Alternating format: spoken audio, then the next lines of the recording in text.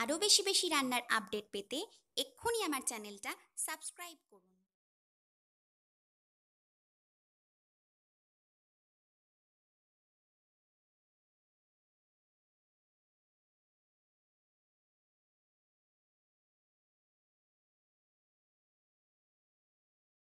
Hello friends, welcome to Chandrima's world. Chandrima's ওয়ার্ল্ডে তোমাদের সবাইকে স্বাগত। আজ আমি একটা চট জলদি পরোটার রেসিপি নিয়ে এসেছি, যেটা খুব তাড়াতাড়ি তোমরা বানাতে পারবে কোনো ঝামেলা ছাড়া। এবং সবচেয়ে বড় কথা, এটা কিন্তু বানানোর 5 থেকে 6 ঘন্টা পরেও একদম নরম তুলতুলে থাকবে। আমাদের অনেক সময় কমপ্লেন থাকে আমরা পরোটা তো বানাই, কিন্তু কিছুক্ষণ পর কিন্তু সেটা খুব শক্ত হয়ে যায়। তো সেই কমপ্লেনের আজকে কিন্তু অবসান হবে। আজ আমি রেসিপি নিয়ে এসেছি সুজির পরোটার, যেটা 5 থেকে 6 ঘন্টা পর যেমন তুলতুলে বানাবে ঠিক সেম থাকবে। তো প্লিজ রেসিপিটা দেখো, ট্রাই করো, আর আমাকে জানিও আমার রেসিপি তোমাদের ঠিক কেমন লাগলো। ভালো লাগলে লাইক, কমেন্ট, শেয়ার আর চ্যানেলকে সাবস্ক্রাইব করে নিতে ভুলো না। চলো রেসিপি শুরু করি। সুজির পরোটা বানাতে আমাদের লাগবে সুজি। আমি এখানে সুজি নিয়েছি 1 কাপ। আছে আমাদের ঘি, এখানে নিয়েছি ময়দা 5 টেবিল চামচ, আর নিয়েছি সামান্য একটু নুন, এটা পরিমাণ মতো। চলো এই সামান্য উপকরণ দিয়ে আমরা সুজির পরোটা বানিয়ে ফেলবো। আর পরোটাগুলো ভাজবার জন্য আমাদের কিন্তু লাগবে সাদা তেল। চলো এবার রেসিপি শুরু করি। একটা পাত্র আমি ইন্ডাকশনে বসিয়ে দিয়েছি, তার মধ্যে এখন দিয়ে দেব 2 কাপ জল। আমি যেহেতু 1 কাপ সুজি নিয়েছি তাই এখানে 2 কাপ জল দিলাম। এর মধ্যে আমি দিয়ে দেব নুন। নুনটা পরিমাণ মতো দেবে। এবার জলটা ফুটে উঠতে শুরু করলে আমরা রান্নাটা শুরু করব। দেখো জলটা কিন্তু আমাদের ফুটে গেছে। এই সময় আমরা সুজিটা অ্যাড করব। একেবারে পুরো সুজিটা দিয়ে দেব না, একটু একটু করে সুজি দেব, আর ক্রমাগত কিন্তু এটাকে আমরা নাড়তে থাকবো। ঠিক এরকম ভাবে সুজি দিতে থাকবো আর আমরা নাড়তে থাকবো, না হলে কিন্তু দলা পাকিয়ে যেতে পারে। দেখতেই পাচ্ছ আমি যেভাবে করছি। পুরো সুজিটাই আমার দেওয়া হয়ে গেছে। এবার আমি ভালো করে মেশাতেই থাকছি, না হলে দলা পাকিয়ে যাবে। আর জাস্ট 30 সেকেন্ডের মধ্যে সুজিটা কিন্তু সমস্ত জল টেনে নেবে এবং নিজেও খুব ভালোভাবে সেদ্ধ হয়ে যাবে।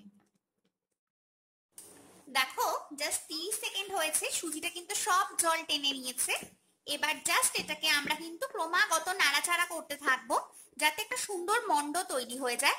অর্থাৎ সুজি যেন আরো কিছুটা জল টেনে নিয়ে একদম শুকিয়ে আসে, যাতে আমরা সেটাকে সুন্দরভাবে মাখতে পারি।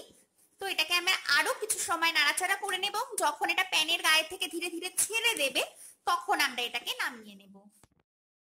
দেখো আমি এবারে ইন্ডাকশন অফ করে দিয়েছি, এটা আমাদের রেডি হয়ে গেছে। আমি তোমাদেরকে দেখিয়ে দিচ্ছি।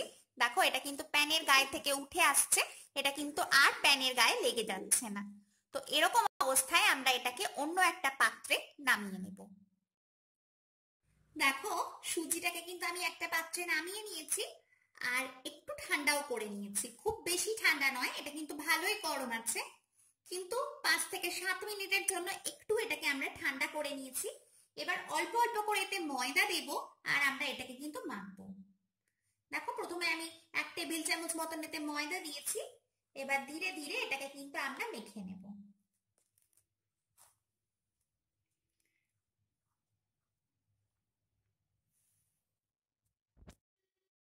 দেখো আমি কিন্তু খুব সুন্দর করে অল্প অল্প করে ময়দা দিয়ে এটাকে কিন্তু আমরা মেখে নিয়েছি। এখানে আমার পুরো ময়দাটাই লেগে গেছে, অর্থাৎ আমি বলেছিলাম 5 টেবিল চামচ, সেটা আমার পুরোটাই লেগে গেছে।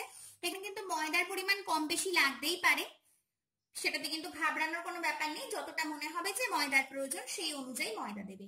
এখানে আমি এখন দিয়ে দিচ্ছি 1 টেবিল চামচ ঘি। না চাইলে নাও দিতে পারো, কিন্তু ঘি দিলে কিন্তু এর টেস্টটা অনেকটা অংশে বেড়ে যায়। চারিদিকে প্রথমে মাখিয়ে দেব, আর তারপর ভালো করে কিন্তু আবার আমরা এটাকে একটু ঠেসে নেব।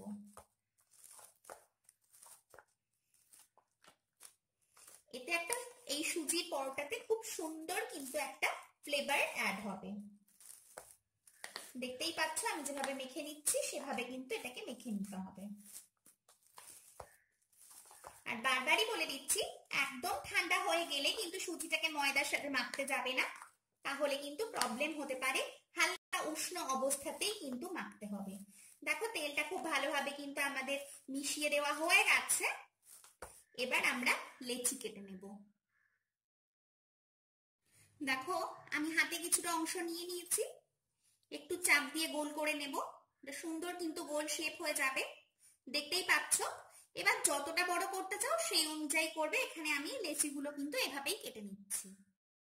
দেখো আমরা পরোটা বেলে নেব। একটা লেচি নিয়ে নিয়েছি আর এখানে দিয়ে দিয়েছি কিছুটা ময়দা। আস্তে আস্তে প্রথমে হাত দিয়ে প্রেস করে একটু বড় করে দেব, দেখতেই পাচ্ছ যেভাবে আমি করছি। আর খুব বেশি চাপ দিয়ে কিন্তু এটাকে বেলা যাবে না, হালকা হাতে বেলতে হবে, না হলে কিন্তু ফেটে যেতে পারে। আর খুব বেশি পাতলা বা খুব বেশি মোটা কিন্তু এটাকে করা যাবে না। তো এইভাবেই হালকা হাতে আমরা বেলে নেব, দেখতেই পাচ্ছ আমি যেভাবে বেলছি।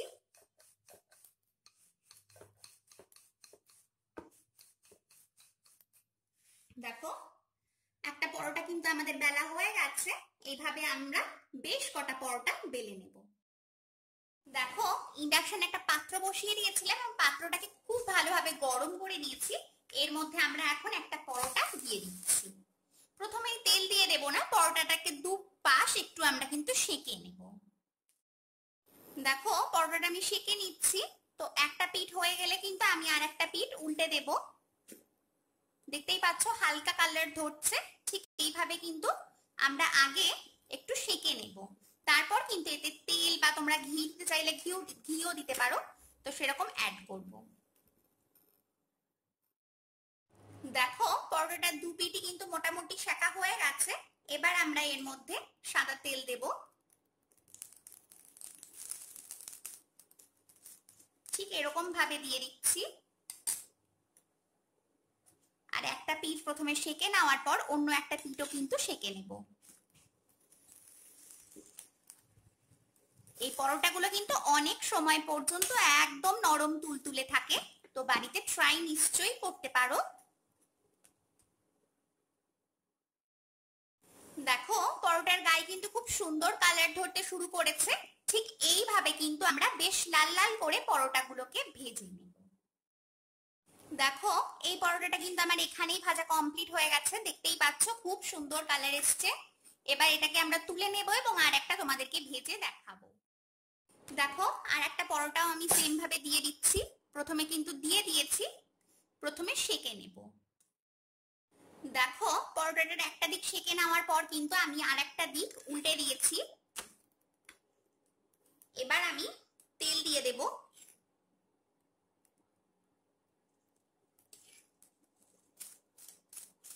এই কাজটা কিন্তু তোমরা ঘিতেও করতে পারো। দেখো কত সুন্দর কিন্তু এটা ফুলে উঠছে, নিশ্চয়ই দেখতে পাচ্ছ।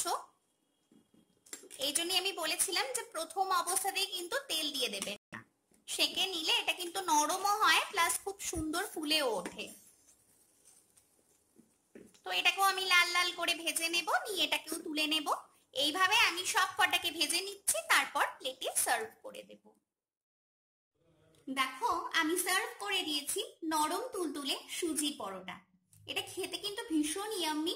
আর সবচেয়ে বড় কথা হলো 5 থেকে 6 ঘন্টা পরও কিন্তু সেম ভাবে এটা নরম তুলতুলে থাকে। তো তোমরা যে কোনো ক্ষেত্রে টিফিনে এটা বানাতে পারো, বাচ্চাদেরকে লাঞ্চ ব্যাগে দিতে পারো, বা কোথাও ট্রাভেল করবার সময়ও কিন্তু এটা বানিয়ে নিতে পারো। এটা কিন্তু শক্ত হয়ে যাবে না। আজ আমি এটা সার্ভ করেছি কাশ্মীরি আলুর দমের সাথে। তোমরা যে কোনো আইটেমের সাথে কিন্তু এটা সার্ভ করতে পারো, ভীষণই ভালো লাগবে। তো প্লিজ আমার রেসিপিটা বাড়িতে ট্রাই করো আর আমাকে জানিও আমার রেসিপি তোমাদের ঠিক কেমন লাগলো। ভালো লাগলে অবশ্যই লাইক কমেন্ট শেয়ার আর চ্যানেলটাকে সাবস্ক্রাইব করে নিতে একদমই ভুলো না। তাহলে চলো আজকের জন্য আসি, আবার দেখা হবে অন্য কোনো রেসিপি নিয়ে।